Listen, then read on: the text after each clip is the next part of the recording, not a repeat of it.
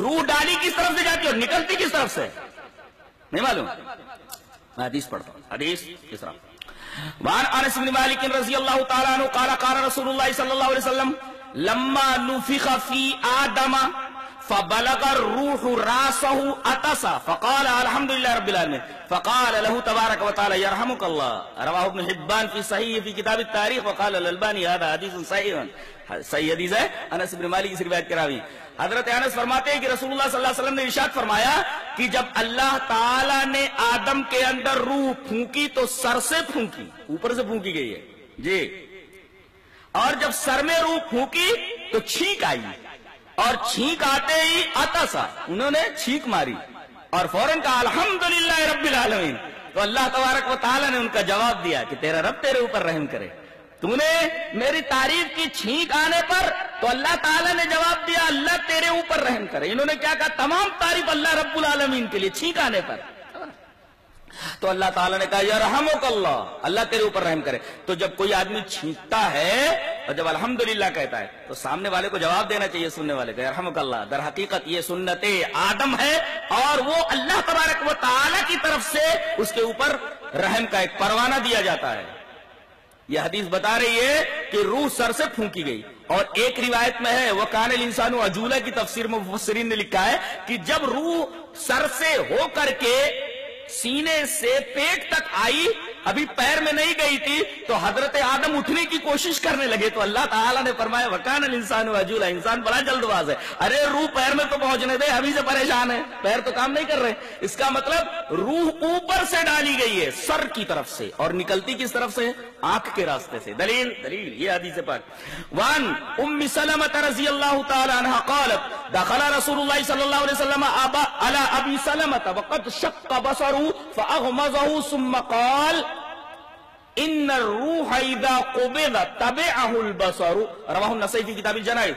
یہ روایت امام نسائی رحمۃ اللہ علیہ کتاب الجنائز کے اندر ہے. راویہ نبی کریم صلی اللہ علیہ وسلم کی پیاری بیوی حضرت ام سلمہ ہے. حضرت ام سلمہ فرماتی ہے کہ نبی کریم صلی اللہ علیہ وسلم ابو سلمہ کے پاس آئے. جانتے ہیں ابو سلمہ کون ہے؟ ارے وہی ہیرو لوگوں کے نام، ہیروئنوں کے نام، نیتاؤں کے نام، ان کے نام ان کے نام سب جانتے ہیں. یہ کون ہے معلوم ہے؟ یہ نبی کریم صلی اللہ علیہ وسلم کے رضائی بھائی ہیں. وہ آپ کو معلوم ہے بخاری شریف میں ایک واقعہ بیان کیا گیا ہے کہ وہ ابو لہب نے اپنی لونڈی سویبہ کو آزاد کر دیا تھا. اس کی لونڈی تھی. امام بخاری اس واقعے کو کیوں لائیں؟ جب یہ واقعہ بنڈل ہے اس کو کیوں لائیں؟ یہ واقعہ صحیح نہیں ہے، اس کو کیوں لائیں ہیں؟ در حقیقت عروہ نے ایک بات کہی ہے کہ ابو لہب جو کہ نبی کریم صلی اللہ علیہ وسلم کا چچا تھا، اس کی ایک لونڈی تھی جس کا نام سویبہ ہے. امام بخاری یہ لا رہے ہیں عروہ کا قول. در حقیقت بتانا یہ مقصود ہے کہ ام سلمہ نے ایک دفعہ یہ کہا کہ اے اللہ کے رسول لگتا ہے آپ ابو سلمہ کی بیٹی سے نکاح کرنے والے ہیں. یہ معلوم ہو نبی کریم صلی اللہ علیہ وسلم نے فرمایا اللہ کی بندی کیا بول رہی ہے؟ ابو سلمہ میرے رضائی بھائی ہیں، ہم دونوں نے سویبہ کا دودھ پیا ہے.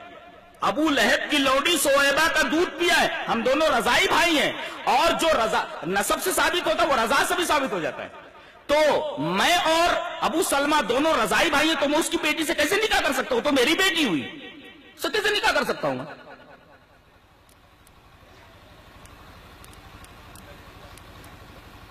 تو یہ وہی ابو سلمہ ہے. نبی کریم صلی اللہ علیہ وسلم کی زندگی میں ان کا انتقال ہو گیا تھا.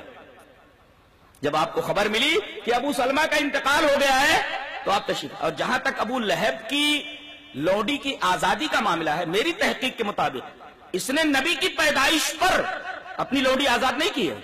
یہ تو ہجرت کے بعد اپنی کسی مطلب سے اس نے آزاد کیا تھا. جی ارے اس نے تو بہت دنوں تک اس لونڈی کو آزاد نہیں کیا تھا. حضرت خدیجۃ الکبریٰ زندہ تھی، ایک مرتبہ ریکویسٹ کیا، کہا کہ اے ابو لہب یہ جو تیری لونڈی سویبہ ہے اس کو آزاد کر دے، اس لیے کہ یہ نبی کی ماں ہے. ارے نبی کا دودھ، نبی نے دودھ پیا، اس کا تو یہ نبی کی ماں ہو گئی، اس لونڈی کو آزاد کر دے. اس بدبخت نے صاف انکار کر دیا کہ میں نہیں آزاد کرتا. کہتے ہیں کہ جب نبی کریم صلی اللہ علیہ وسلم پیدا ہوئے تو مارے خوشی کے اس نے سویبہ کو آزاد کر دیا. صحیح نہیں ہے، یہ خدیجۃ الکبریٰ نے باقاعدہ ریکویسٹ کیا تھا کہ اب یہ نبی کی ماں ہے، آزاد کر دے. بدبخت نے صاف انکار کر دیا، میں آزاد نہیں کرتا. بلکہ اس نے آتا کہا بعد ما ہاجر نبی صلی اللہ علیہ وسلم الی المدینہ، مدینہ کی طرف جب آپ نے ہجرت کی تو اپنے کسی مطلب سے اس نے آزاد کیا تھا. بہرحال تو ابو سلمہ کا انتقال ہو گیا.